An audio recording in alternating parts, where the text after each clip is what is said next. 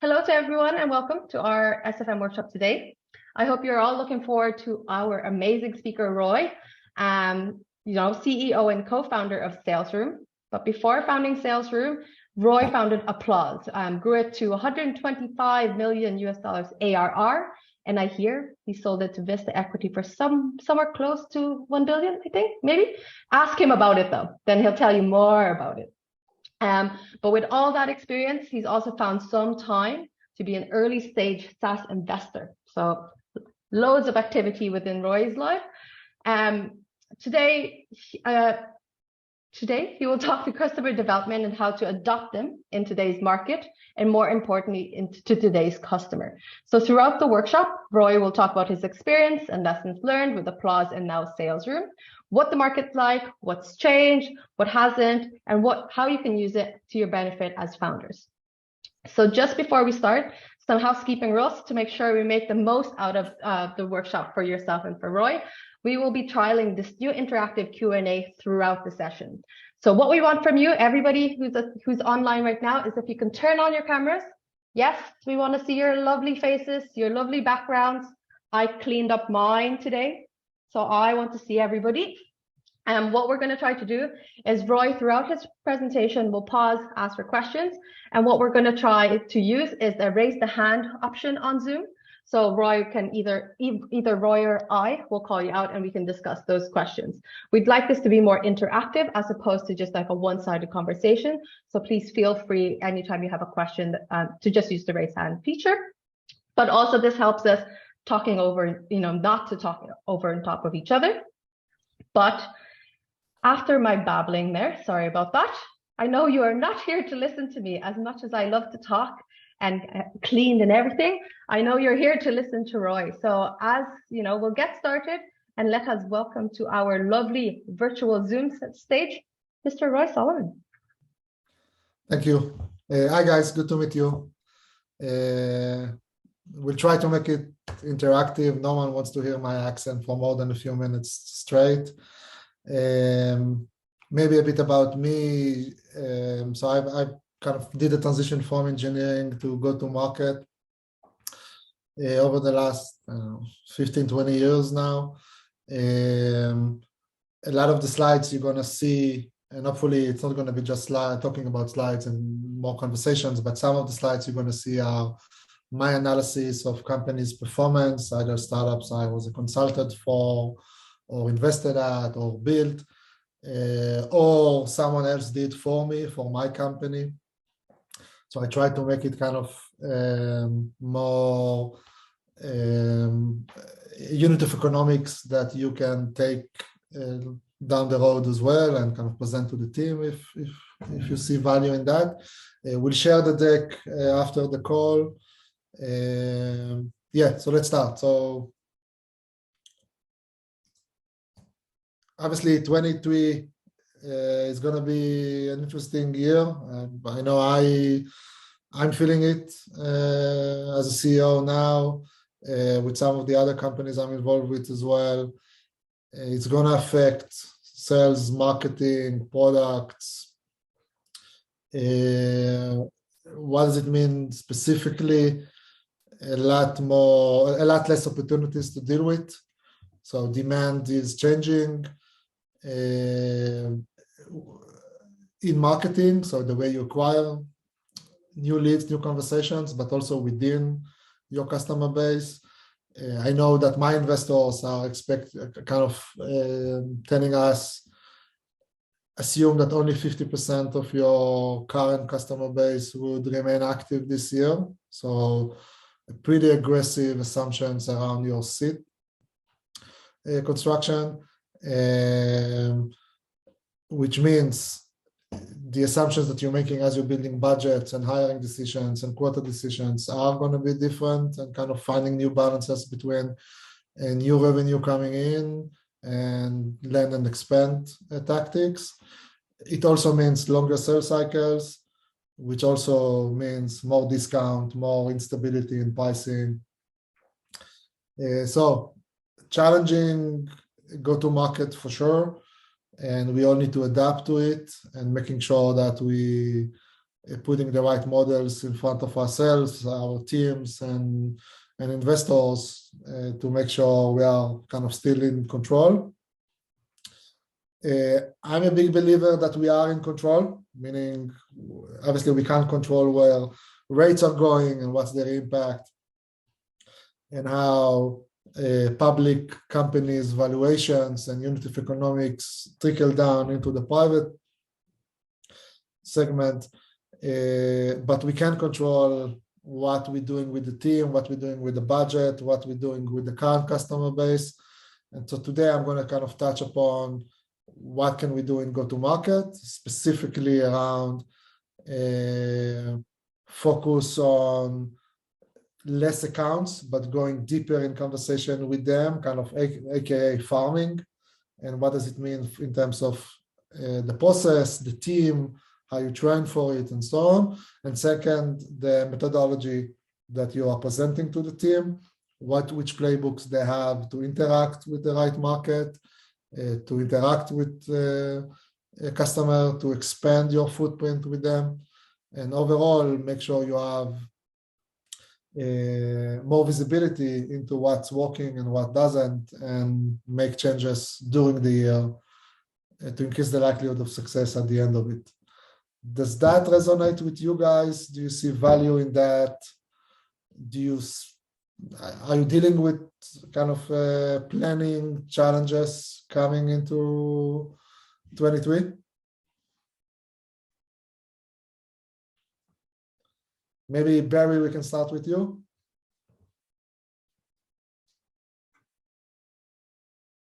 You are on mute. Yeah. Yeah, there's plenty of challenges. I basically am looking at sort of go-to-market in relation to email marketing and sort of cold outreach with marketing, and that's a sort of an area I'm looking at. Got it. Okay. Joran? Joran?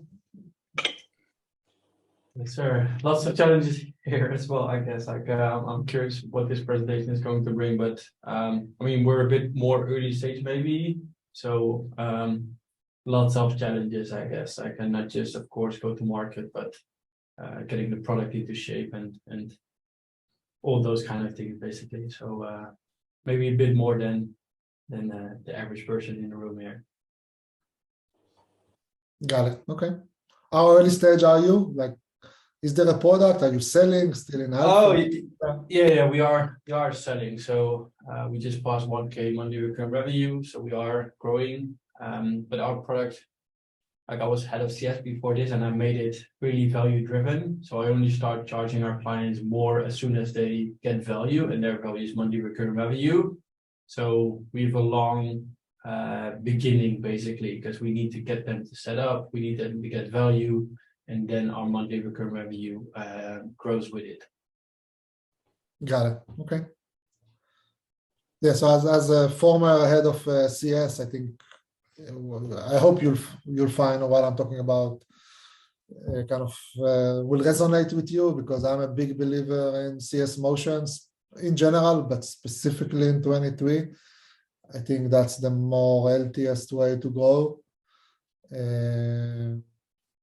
But yeah, we'll dive deeper into that. So I'll move forward.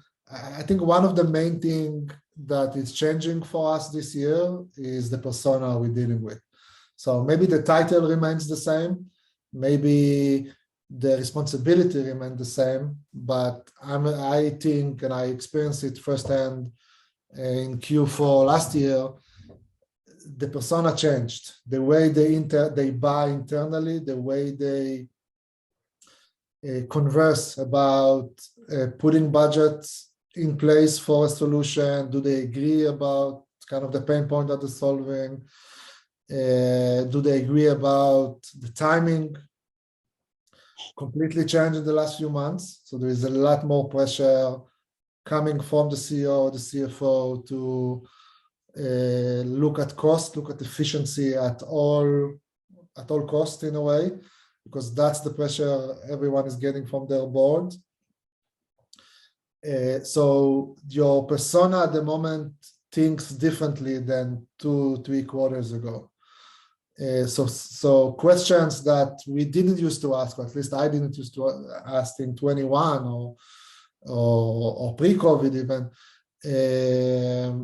have to be asked today. So question like, where's the budget coming from? Early on in the conversation, did they talk about how they're going to acquire this product or not?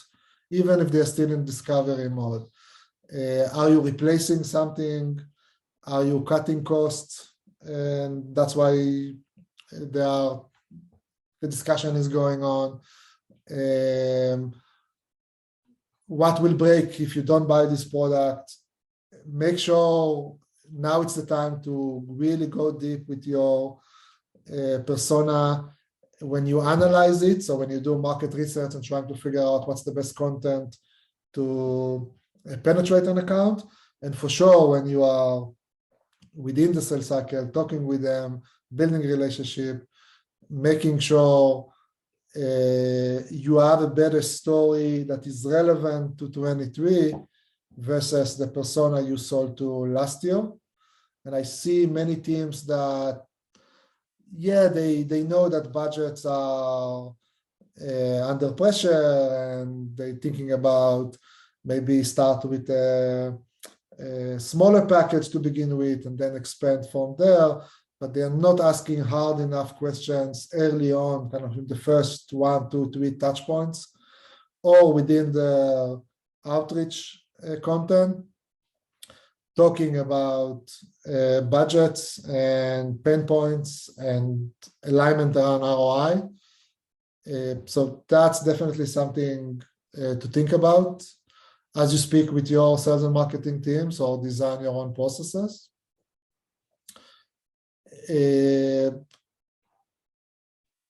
I will talk about kind of the land and expand. If we're starting kind of with the land part, I'm a big believer. I think the change that we're going to see in 23, a lot of companies will try to go with a lot more volume, kind of cheap volume, I call it. So more investment in email automation, pseudo personalization. So the inbox of your prospects are going to get a lot fuller than before. In reality, I think the better approach for the upcoming quarters is actually do less volume, but go deep into acquiring kind of account-based marketing. It's the kind of the buzzword for it, but in reality, focusing on segmenting your market with a lot of guts. So be honest with yourself and say which segment right now is more relevant to me than others, because it can't be that you're relevant to all segments at the same times. Within the segment, so between the category, be brutal honest with yourself. Who has budget right now to purchase something like what I'm offering? And if they do, how do they want to hear about me? So I'm sure your marketing budget is smaller than what it used to be. So trying to create a massive umbrella of awareness and education across the market is going to be a lot harder with a lower budget. So actually more focus, more content that is catered toward your exact persona with the pain point that you're solving, how you're solving it, what's the ROI within your marketing playbook would make the difference. Which means send less emails, let's focus on SDRs, more focus on AEs and how you help them with outbound activities. If you have inbound, how you qualify quickly so you know where to focus your efforts. Overall, the sheer amount of volume of opportunities is going to be lower to begin with. Make sure you're making the right bets on those that can really move the needle for you from an adoption and revenue standpoint. Does that make sense? So this is a big slide. when I kind of get introduced to go-to-market motion, that's the first thing I'm trying to understand, or starting empty and starting to feel those modules as I try to learn more about kind of the sales and marketing operations.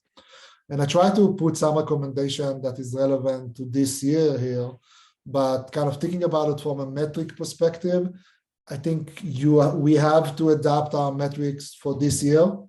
So in the past, the metric, or last year, let's say, the metrics were more involved around growth.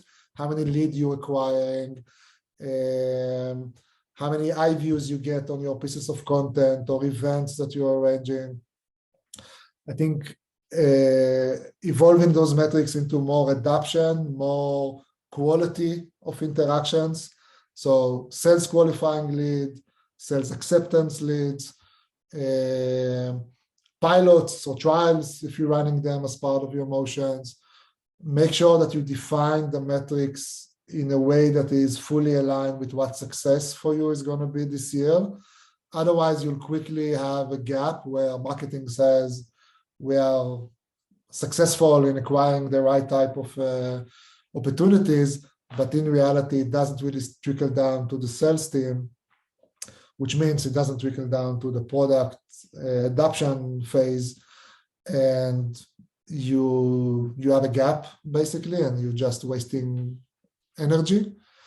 In terms of the go-to-market, segmentation. So segment on a category level, segment on size. So I think the value and the unit of economics and the sales playbook should adapt based on SMB, mid-market, and enterprise. If you have an opportunity to go after bigger companies that you think are growing right now or have a growing pain point that is relevant with your solution, I would highly suggest you try to go upstream. I think trying to rely only on SMB in this market, this is speaking from experience because now I'm selling to mid-market and SMBs, it's tough. They changing very often. They are forced to do cuts in different parts of the business or pivot different type of the business. And if your sales and marketing machine is relying on only smaller organization, it's going to be a lot harder to find consistency. So make sure you sales, marketing, product, operations are all aligned with which markets and segments you're going after. Otherwise, you're going to have a product that is built for enterprises and being sold to SMBs or vice versa, and that will not go well often enough.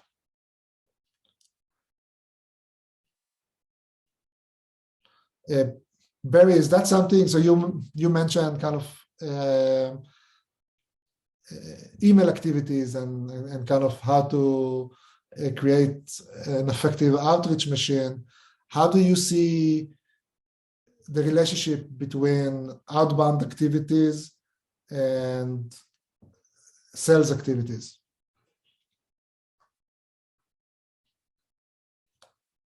You're muted again. Yeah, I was just working on it actually yesterday. Yeah, that ideal customer persona and group. We're in retail, so the likes of electrical retailers who have an established brand and have, say, do a turnover of maybe 50 to 300 million, and have a sales team of about 50 to 200. So that would be where if you go smaller, a sales team of 5 to 20 is sort of, and the turnover maybe $1 million to 20 million. So that's be a smaller group where you just mentioned there they might fall off after a free trial or using it a couple of months with budget. So yeah, going after the sort of the sort of bigger companies that have a budget that can get you through 23. Yeah. Yeah. So on the outbound with LinkedIn, I find it good for to make contact with, in my case, it's the e-commerce manager and the sales director. Now there might be a few other people involved in the buying process, but they're my two people within the company that I would speak to. And then it might be a joint decision after that, or there might be a few other people like the managing director or someone else involved. Yeah, so I'm sort of contacting them on LinkedIn and starting the relationship there.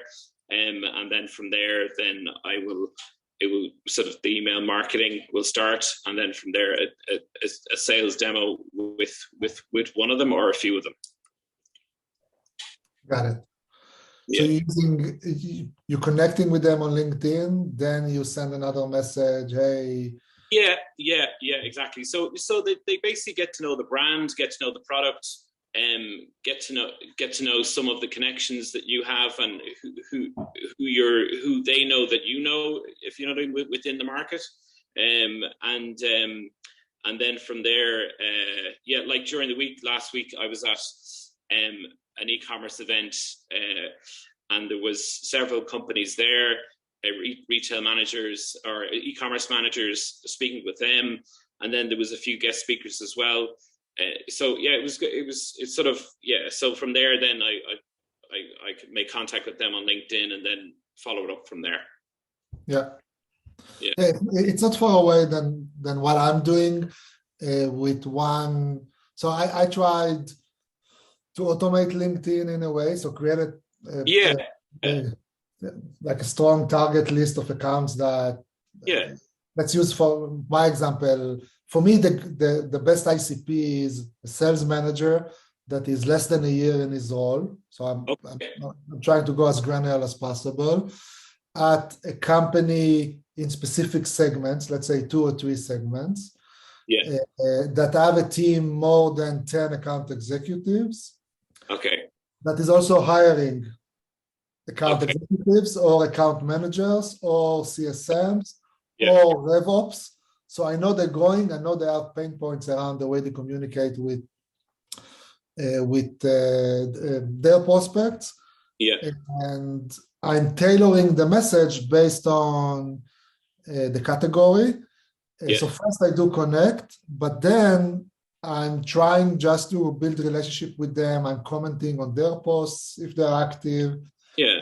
If they are not, I will invite them to our posts. We try to be very active within LinkedIn because that works for us, because our ICP spend time on LinkedIn in general. So it not necessarily would work for every ICP. Yeah. But kind of finding where your profile, where your persona spend time and exchange thought, exchange ideas. I think that would for sure that works for me now, for us now. But I think that's what would work throughout 23 in general, because there is less intent right now to go at Google and search for a solution, because there is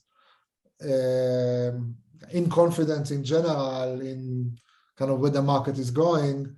So less likelihood of buying something new. But if I'm curious and I'm hearing good ideas and I'm kind of coming across good content and people that share the right ideas on that content, then we do find more people saying, yes, let's see a demo, let's figure out a pilot.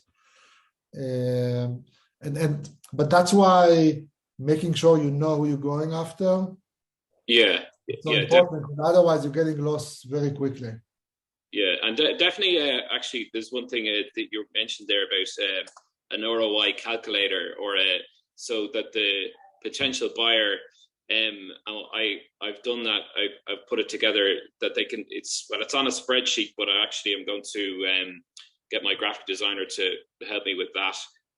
That they can see basically, like, if your solution is generating 20 or 30 more appointments or meetings or sales during the week, and then that's for one salesperson and then there's a team of 10, and then a value of each sales order, and then multiplying it then that for 1 month, for the month, and for the year, so they can actually then see, okay, well, if we actually buy this and we achieve 30 extra sales a week, it could be an extra 10,000, 20,000 within the team. So so it's the financially they're more interested in their business than the technology. I mean, they want their bottom line, they want it to improve, so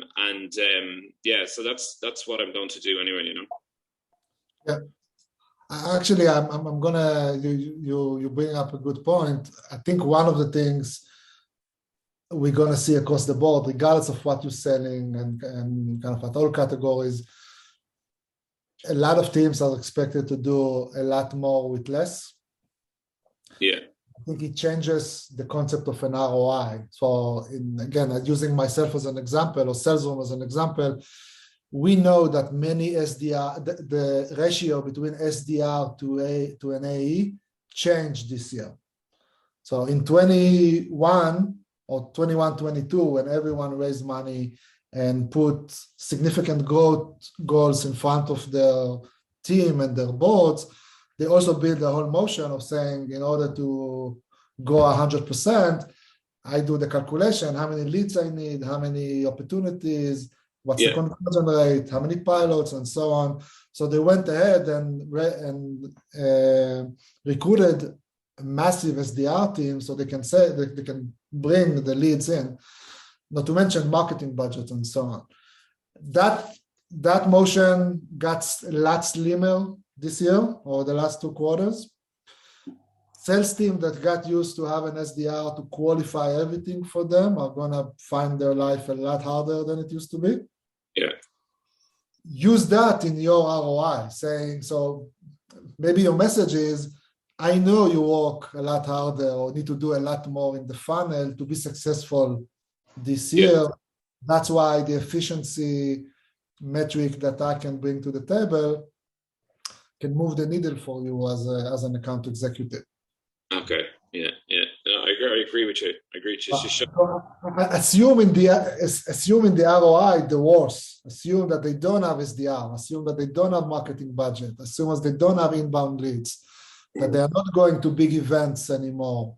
That they can't wine and dine unlimited like we used to have. That you can't jump on a business class airplane and have a meeting in Manhattan, in London, in Dubai, whatever, just to get things moving. With that in mind, how are you going to be successful? You still need to meet your quota. You still need to. Yeah. So make the ROI very relevant to 23. Yeah, definitely. And the more video, like our product is in, it's a sales support app for retailers and in-store salespeople. So it's basically that demonstrate products by video. So it's more video call appointments with customers, potential customers. So it's utilizing that sales time, within their week, and that's what we'll be telling them or selling to them with in an ROI calculation. Yeah.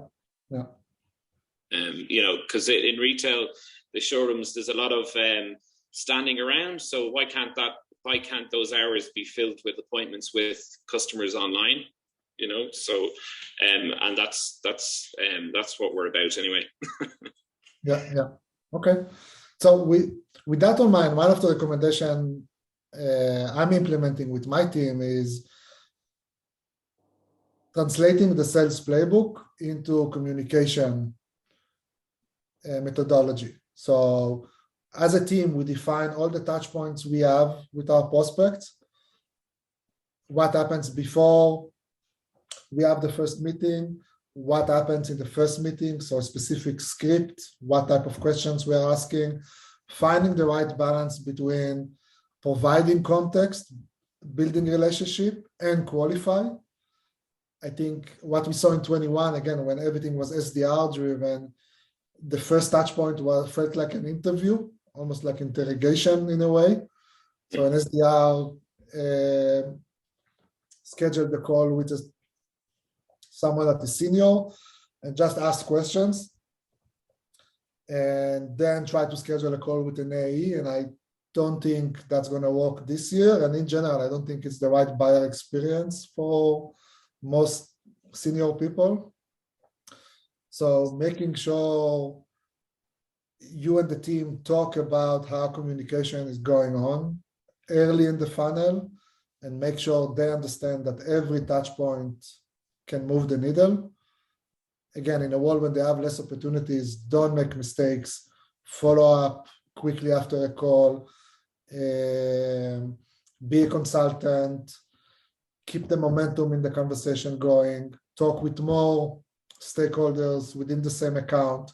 Because again, when budgets are in scrutiny, it's not enough that one person will raise their hand and say, yes, I want it. Even if it's a senior guy, make sure you ask about how the CFO is involved in the process and ask to speak with them, how compliance changed for them this year, how marketing is involved with that. So if the lead came from a webinar about a certain topic, so you know intent, what's the story you want to tell in the sales cycle itself that is aligned with that intent, so it doesn't feel detached. And if you have data, if they do a pilot or they have some sort of adoption metrics that you can look at, or you can get the data from some enrichment platform, again, calculate ROI, show them where the market is going, explain to them why now is kind of the right time to make a change, can make a big difference. But don't leave it to the individual AEs to come up with their own communication style and plan based on what they see, based on that kind of type of account or lead that they are talking with it. Have more control, give them more tools, and more importantly, give them more processes so there is more consistency and things don't fall between the cracks. Jordan, did you have a question there? I saw you raise your hand and put it back down. I saw it. No, yeah, it was a while ago. It's not going to be relevant on what Roy said. No, but go ahead. What do I want to say? No, I just want to give an idea. Like I think you asked for outreach ideas or like how to reach out. Like one thing we're doing, for example, we're really going towards our ICP. So we're basically scraping data who's using the competitor. We know how we differentiate from our competitors, so we kind of create a problem. So we are going to send an email copy with the problem they're having, even though they might not know that they're having that problem. And then we're just gonna ask them if they want to have me show them what the problem is. If they respond, I will send a Loom video, basically going over their website, sending them exactly what they're doing wrong, in my opinion, and then let's see if we can work them through the funnel. So,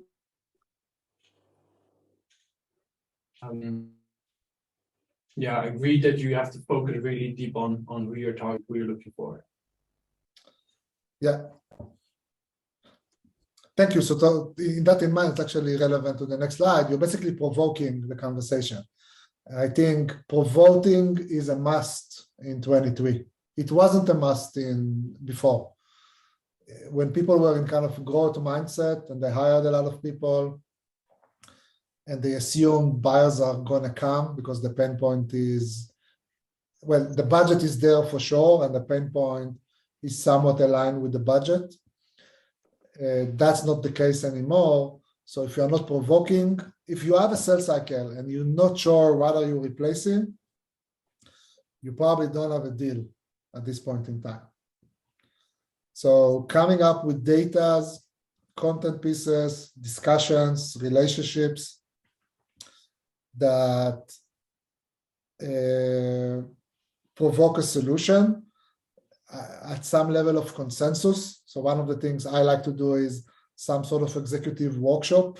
Again, it depends on your ACV. If you're selling high volume 2-3K a year type of product or goods, doesn't make a lot of sense.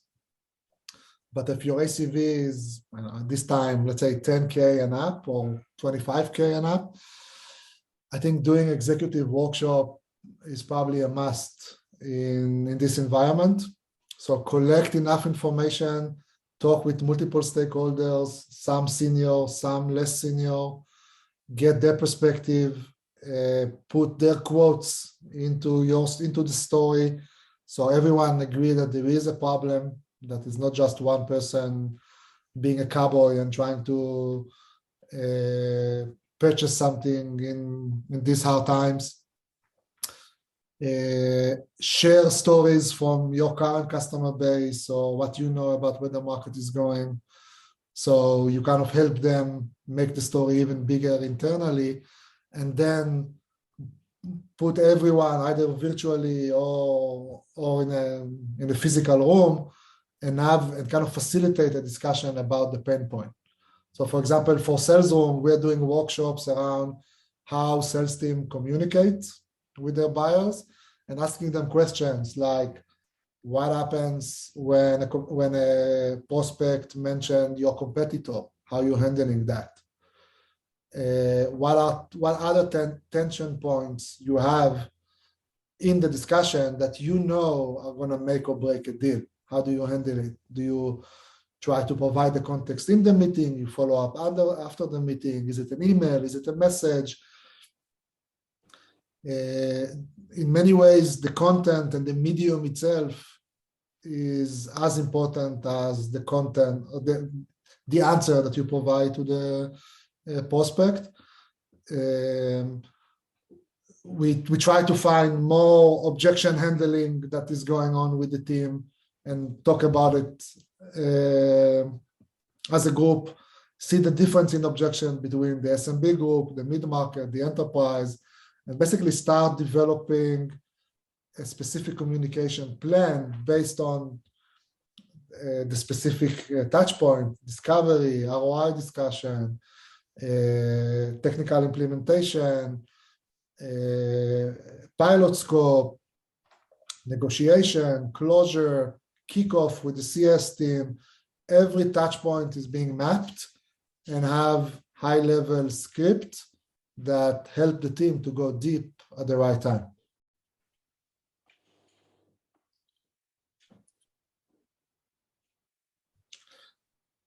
Simon, how does that align with what you're doing? Hey, Roy. Yeah, this is really interesting. So I'm sorry that I'm late. I was on a last minute sales call. So this is good. Yeah, we're a low value. So we're a low value, low ACV product. So it's for leaders, it's for small businesses, trying to think about how this lands with our audience. They should be able to jump in and try. If they have a problem, they'd want to speak to us before they pay. They'll have to, receive some value and then probably be converted to jump onto some pricing tiers. But yeah, really, I'm having lots of these conversations, so it's really interesting to see what you guys do where I'm answering the same questions again and again. I don't know which answer is the best, which ones get the best reaction. Yeah, this is really useful. How do you collect the data from the team and present it back to the team? At the moment, we're using Otter AI to just note take and record, and then people just share their recordings. Someone might sort of go through and try and make some notes on what people said their problem was, if there's some common problems, etc. So it's not scientific. Yeah. Did you do a sales kickoff? Not yet. No, we're earlier stage. We're just a team of 8 right now. We're just coming out to market. Got it. Okay.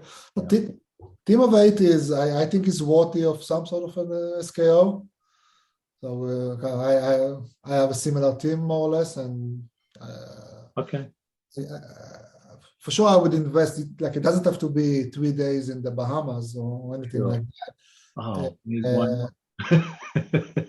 If you have the money for it, then go for it. But I think aligning on kind of what's the base, what's expected from each individual, and do another session like that 3 months after this pseudo kickoff to see where you are, what you want to change.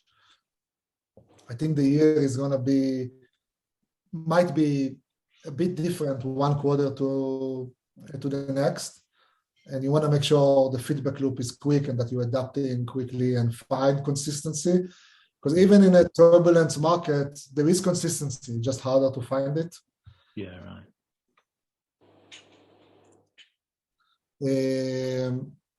So any more questions or feedback about kind of consultative selling in terms of kind of creating content that come across as knowledgeable, as inspiring, as thought leadership, and as importantly, within the sales cycle itself, making sure your sellers come across as experts and someone to rely on as I make this hard decision to buy something, even though budgets are within constraints.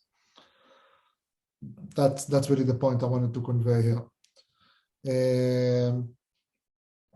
Moving forward throughout kind of the medium or kind of the right side of the funnel, I highly recommend hiring. If you already have a customer base that, let's say, that is bigger than 25, 50, again, depends on the ACV, would highly recommend hiring account managers / CSMs. Again, it depends on the type of product and market that you are. Basically, create incentive plans for people to do upsells and cross-sells. So they are their own quota. They have strong incentives to build relationship, to ask more,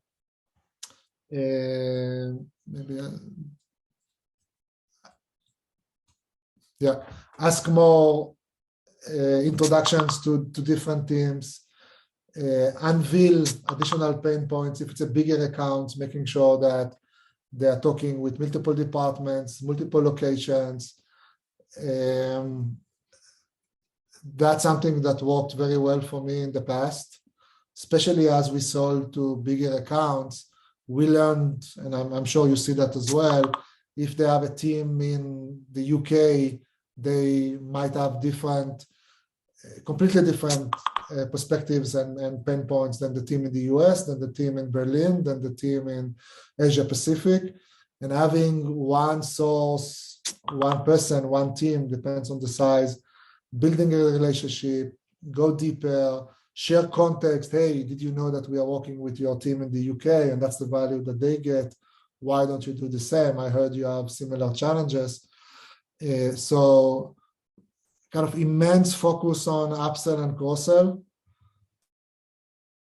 So offense in a way, but at the same time, don't forget about the defense. So making sure that you know how they use the product, do they see the value? Are there gaps in implementation? And there are always gaps in implementation. They didn't do integration to its fullest. Not all the entire team members were actually onboarded, especially if they're changing the team, and that's something we see more often this year.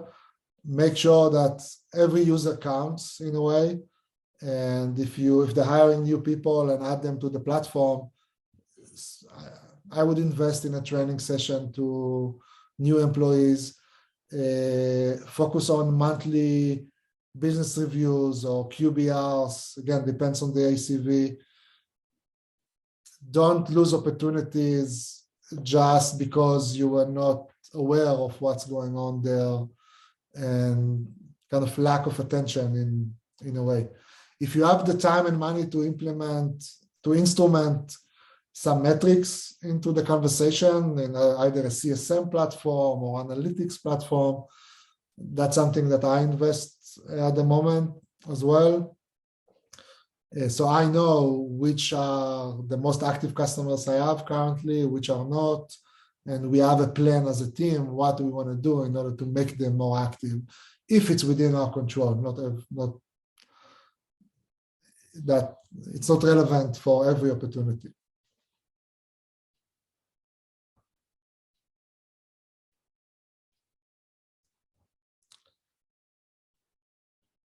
I'm running along. I think the focus on the team is super important right now. I think being vulnerable with them and kind of telling them, listen, this is a hard time for everyone, including our customers, including our prospects, including our competitors. So like be empathic about it and make sure that they are aware that it's not going to be a kind of a smooth sailing this year, but at the same time, expect them to be accountable. And so there is a very strong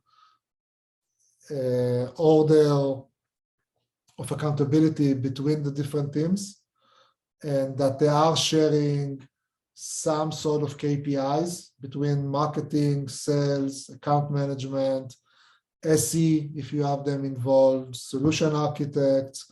They all have mutual goal. And there is a discussion now on making sure that each one of those individuals is aware of what's expected from them and make sure that the plans overall come together and there is a script that is consistent across the funnel. So I think in 2023, planning and spending the time with the team, and I know it's hard to balance it with actually doing business, but if you, I'm afraid if we won't do enough planning this year, we might find ourselves wasting a lot of time and energy on either the wrong accounts or the wrong opportunities or the wrong ROI. And it's going to be harder to fix throughout the year if budgets are going to be remaining constrained.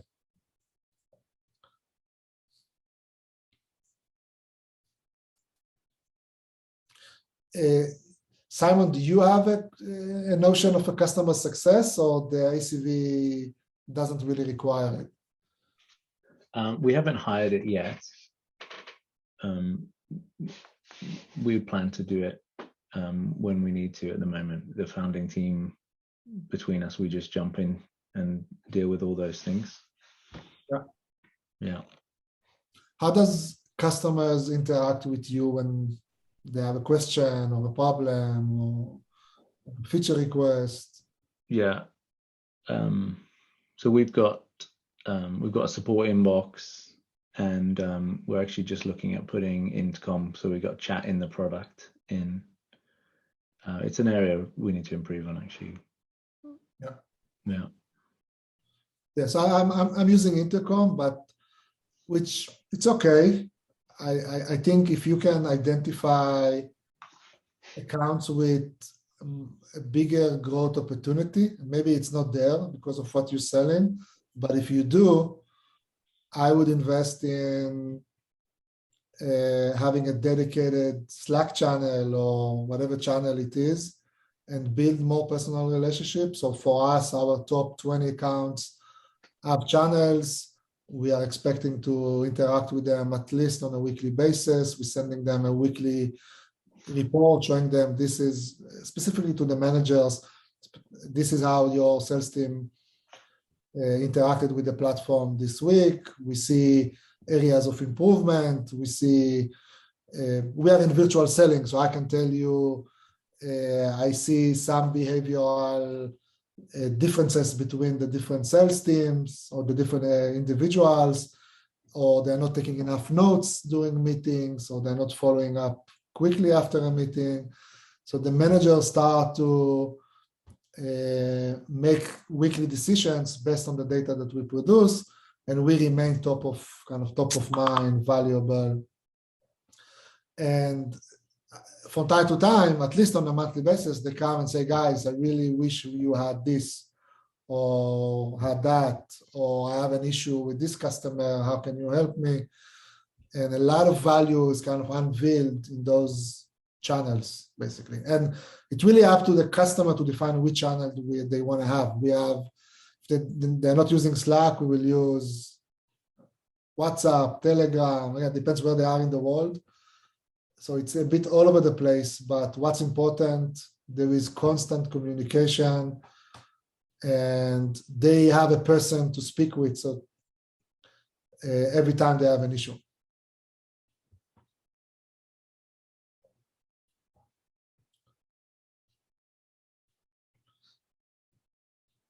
So this is something that I share with my team once a quarter in order to make sure that A, we're aligned, and B, they understand where we want to improve. The bigger the sales organization, the more revenue you process, the more alignment is needed. So perhaps it can be, if it's a team of 5 or 8, not sure you need to go all in on that. But for bigger teams, again, making sure everyone understands how they fit into the overall funnel and how they translate their activities, their emails, meetings, Slack messages, translate into overall, where are you in the funnel, makes them more strategic. First, they understand all the moving parts and they can identify gaps. Because if I'm an SMB and I'm expecting to produce 10 trials a month, but I'm reporting back that I'm only getting 10 leads a month, then by definition, I'm not going to convert 100% of my conversations into trial. So that's an immediate gap that you should deal with as a manager or as a go-to-market leader. So having that, planting the seed at the beginning of the year, and then do checkups once a month, once a quarter, depends on the pace that you're dealing with. It can be very important this year. It would help you to kill initiatives that are not relevant, that doesn't work. Because I'm sure some of the stuff that worked, I know for me, some of the stuff that worked last year probably is not going to work this year.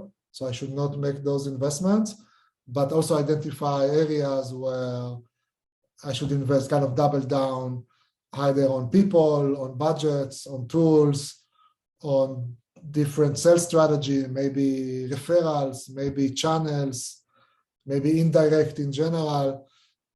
So having that maps and report on numbers to the team, at least on a monthly basis, can benefit you in these turbulence times.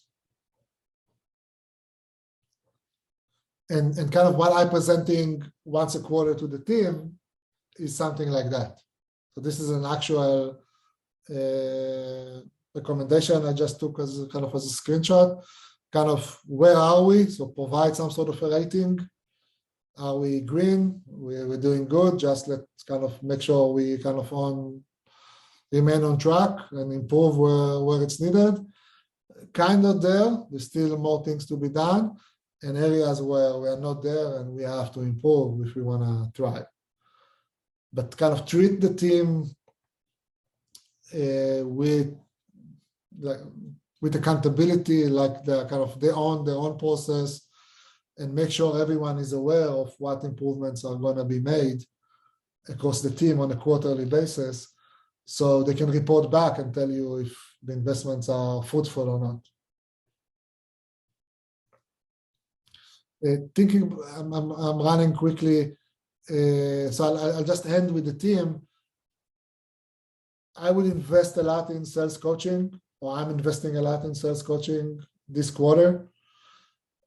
Again, I think when you assume that the persona changed, the way they buy changed, their need might change, the way your product adjusts to it. So what's the value that you bring to the table that is now relevant more than ever in 23?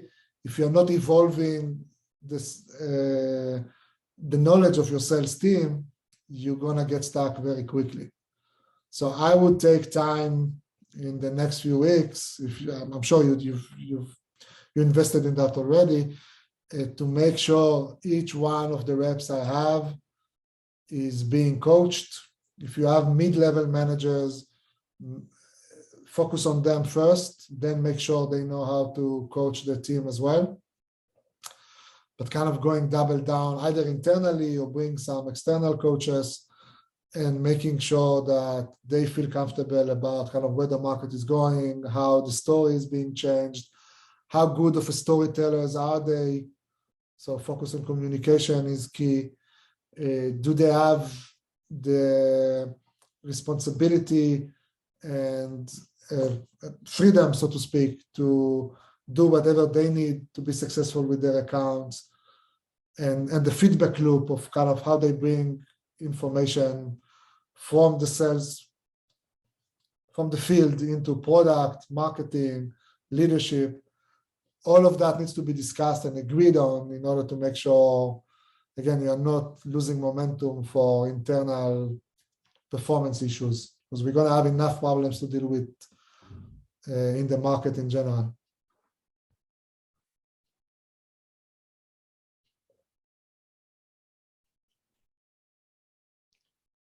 Any specific questions before we're ending? I just want to make sure I didn't. Yeah, maybe I can leave that slide open. But any specific questions that are relevant? Art, good to meet you. I'm curious. Hey, nice to meet you. Thank you. This is really good info. Just curious, do you have a favorite CRM? We're shopping different CRMs. My partner had them, but now I've got him turned away from trying to build it, and now we're just shopping. Based on everything that you presented, what CRM would you recommend for helping somebody like me go mid-market, move up market? How big is the team? How many sellers? I don't have a sales team, inbound team. There's only 4 people thinking about marketing on the team. 4 people. And then roughly 12 people in office who would probably touch the CRM, but only 4 people who are concerned about marketing efforts. Yeah, so HubSpot or Pipedrive will do the trick. I probably won't go lower than that, and won't go Salesforce yet. Especially if you don't have HubSpot or Pipedrive will get trickier once you have more rules in terms of who owns the account and what's the handoff between the different teams, and motions and automation. But you're not there yet. I like. Yeah, we're still small, but we do have a lot of users who we think would. So it's becoming kind of chaotic. Right now, it's just spreadsheets and using Help Scout docs and a few other things, but that's helpful. This is really good info. Thank you. I've got a lot of good screenshots here. Cool. But if you are thinking about Salesforce, I used in the past kind of a service that help you implement it for startups, kind of with the right context. It's called Swantide. You can check them out. And they do data cleaning as well, in a way. If you're already sitting on a lot of accounts and contacts, that might be helpful. But again, Salesforce has a cost that is not just the license itself. It needs to be managed. So I'm not sure I would go that route at this point in time. Dan, any question from you? Hey Roy, how you doing? Can you see me okay? I'm outside right now, so it might not be the best. Hey, how you guys doing? Good to see you. Yeah, and good to see you too, Barry. It's been a minute, man. But yeah, so thank you so much for the presentation. It was super insightful. I just had a couple quick questions, super quick ones. The first is it possible for us to get a copy of this deck sent to us via email? Yeah. Yeah, Okay, it will awesome. be sent to you post-event. Okay, great. And the other 2 very cool questions are, basically right now I'm in the process of essentially pivoting. I mean, really more so shutting down a previous startup, but starting a new one due to various reasons, mainly because my co-founder had health issues, unfortunately, but he's feeling better. It's just been a crazy past couple of months combined with, other factors, but we're, have already moved forward, and I'm in the process of prototyping a new product that would be focused actually on sales teams of early stage startups. And I know you mentioned earlier in this current climate, you would recommend focusing more on bigger companies. A lot of my experience has been with seed, Series A startups, some of which have gone on to go Series B and beyond, and helping them grow. And so, like, for example, from a couple 100,000 to the millions or up to 10 million in revenue.